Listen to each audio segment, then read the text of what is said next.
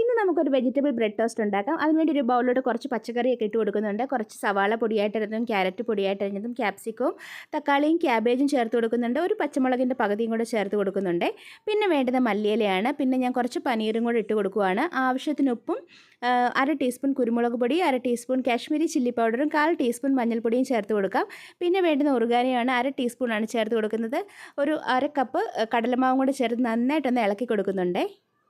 ഇനി ഇതിലോട്ട് 1/4 കപ്പ് വെള്ളം ചേർത്ത് നന്നായിട്ടൊന്ന് കുഴച്ചെടുക്കണം. ഇതുപോലെ നന്നായിട്ട് കുഴഞ്ഞിരിക്കുന്ന ഒരു വെജിറ്റബിൾ മിക്സാണ് വേണ്ടുന്നത്. ഇനി നമുക്ക് ബ്രെഡ് എടുക്കാം. ബ്രെഡിൻ്റെ മുകളിലോട്ട് ഈ വെജിറ്റബിൾ മിക്സ് ഒന്ന് വെച്ച് കൊടുക്കാം. അത് ഇളകി പോകാതിരിക്കാൻ വേണ്ടിയിട്ട് സ്പൂൺ കൊണ്ട് നന്നായിട്ടൊന്ന് പ്രസ് ചെയ്ത് കൊടുക്കണം. എന്നിട്ട് ഒരു ചൂടായ പാനിലോട്ട് ബട്ടർ ഇട്ട് കൊടുക്കാം. ബട്ടറിന് പകരം നമുക്ക് വേണമെങ്കിൽ നെയ്യ് വേണമെങ്കിൽ ഉപയോഗിക്കാവുന്നതാണ്.